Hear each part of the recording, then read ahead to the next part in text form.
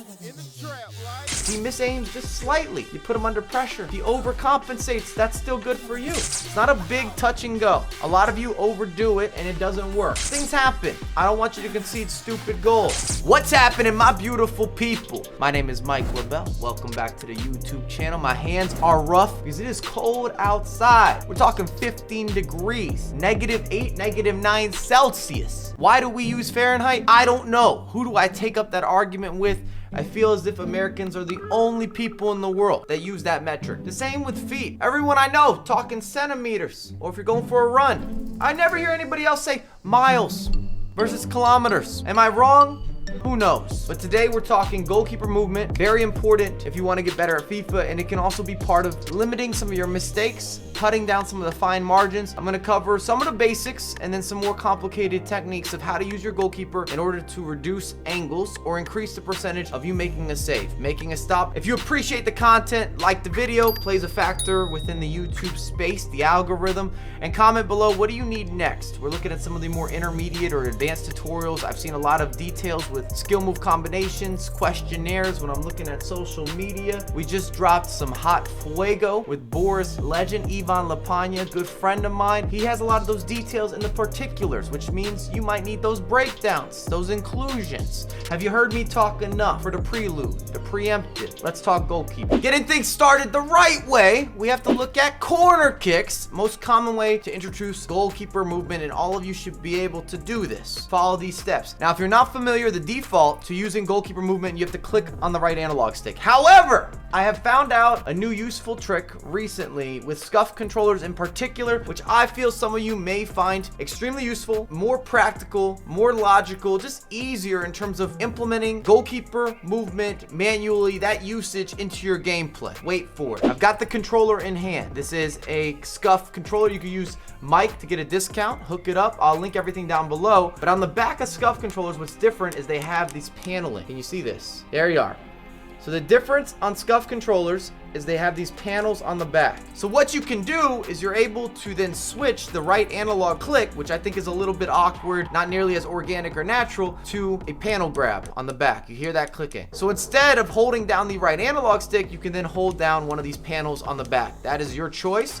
But if you can get used to this, it's going to be a competitive advantage. And if that was confusing how I explained remapping, because this works via the controller, it has nothing to do with what's happening with in-game controller settings. Watch this video. It's very short. Run it. All right, guys, when using our EMR technology, the first thing that you want to do is place the EMR tool on the back of your Infinity 4PS Pro. Next, hold down the desired paddle that you want to swap with a face button on the front of the controller. While still holding down the paddle on the back, you can choose any of the face buttons, including left and right on the directional pad, X, circle, triangle, and square on the face buttons, and L3 and R3 on the thumbsticks. Then hold down the desired button while still holding down the paddle on the back, and then let go of the face button and let go of the paddle. Now your controller has been remapped. And just so you guys know, this technology can be used in-game on the fly. Back to the corner kick. When your opposition has a corner, you should always take the goalkeeper. You can see that I was scooting him, move him into this area or even on the front post. What this does is not only makes him more aware, but puts him in a better position naturally to come out, hit the ball out of the way. One way or the other, you're allowing your goalkeeper to be more aware and to also cover more ground. If he's sitting inside his own goal, then your opposition whips and crosses. It's right next to him. The ball bounces around. Things happen. I don't want you to concede stupid goals. So all you would be doing there, you click down your button of choice and then you move the goalkeeper slightly forward or even farther upward on that 6-yard box. As you can see, no problem, we defended the corner. Let me showcase one more. Corner kick, almost identical. I do this on every single corner kick. I repeat, every single corner kick, I move my goalkeeper. Goalkeeper starting position, I don't like it. We're gonna scoot again. Just a little bit off his line, maybe on the near post. My opponent goes short, nothing happens from this. But the point is, keep that on repeat. You're trying to defend near post whippage. You do not want to concede that type of goal. And I don't want my goalkeeper flat-footed. It's that simple. Moving onward. Timed goalkeeper encroachment. You're rushing out your goalkeeper. Different command now. On the PlayStation triangle, on the Xbox, it's Y. This brings out the goalkeeper. At least if you're using the default control. The idea is to cut the angle, reduce the angle, and it deals with timing. Right here, João Felix beats me. I know to bring out my goalkeeper. What I'm trying to do is make it where I am reducing your angle, and it also makes your goalkeeper a little more active. Does that guarantee a save? No. But if you have a player that has kick save, such as a Pope or many other goalkeepers, they're there. Your opposition has to be perfect. If he misaims just slightly, you put him under pressure. If he overcompensates, that's still good for you. That's what it's all about. I want you to increase your percentage of making saves.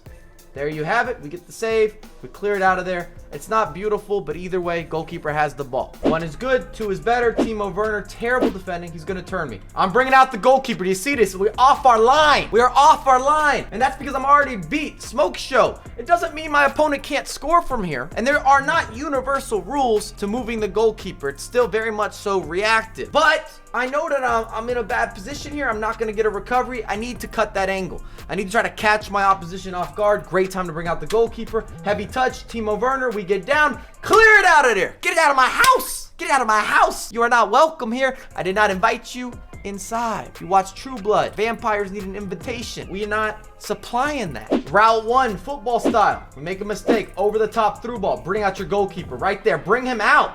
Let him be what he should be. Cut that angle. If you wait and you don't bring that goalkeeper out, you're giving up a breakaway for no reason. And a lot of you make the correct decision in this instance, but it still falls under timed goalkeeper category. I gave you 3 different looks of when and why and the relevance, the backstory on bringing out your goalkeeper. In fact, use the comments. Do you have certain situations or scenarios where you feel goalkeeper movement has benefited you tremendously? When, why, where, how?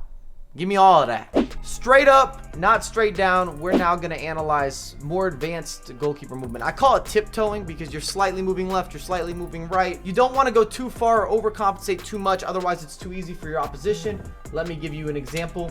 We've got Son making the 1-2s, making that little bit of movement. The space is being unlocked. Messi, I'm going to slightly move my goalkeeper just this way. Just this way. It's not a big touch and go. A lot of you overdo it and it doesn't work.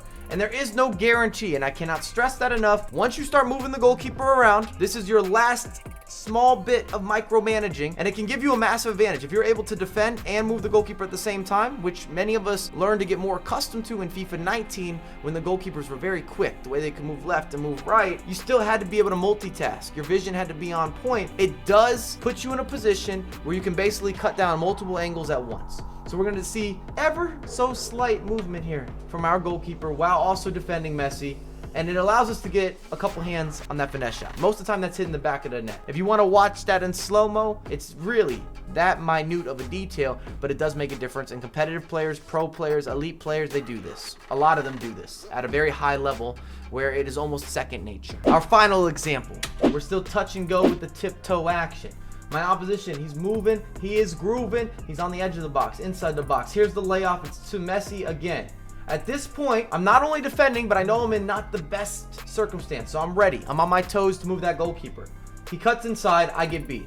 So in this instance, I'm slightly stepping this way just to try to cover up the finesse shot. What it does is it makes my opposition notice that I've moved the goalkeeper, and then he adjusts, and that extra second of him trying to figure out, should I open up my body? Should I try to shoot on the near post? Puts him in a position where he is a little more hesitant, not as decisive. Goes at the goalkeeper, we make a save, and the game continues at a 1-1 draw in Foot Champs. Messi shoots it right at him. It looks like it's going right at him, but he was trying to adjust to the near post. That's what I'm stressing, is that you can force your opponent to adjust to you via smart, clever, and well-timed goalkeeper movement. It's all about the tiptoe game. If you have questions, which I feel many of you will, please use the comments. What tutorial do you need next? And I know a lot of you had no idea about the scuffed controller and how you could maximize the panels with remapping, which remember is something that is specific and exclusive to Scuff. If you use Mike, you get you the discount code, line it up, treat your hands right. It's 2021. Stop getting around with these Fugazi suspect regular controllers. Get yourself something nice. You can custom it up. You guys already play a ton of video games, so you can't tell me it's not a good investment. I'm just saying it's that simple. And if you have started to add the paneling into your gameplay, I'd love to know what you shifted or what you remapped, whether it was the goalkeeper movement or it was a different type of modifier, because you can adjust everything that's on the front side of the controller. It's a stop and go, a hidden switch. It's an easy adjustment, but I have a lot more content coming out for you ASAP. I appreciate you. If you want live gameplay, twitch.tv/Mike LaBelle. Final plug. We out.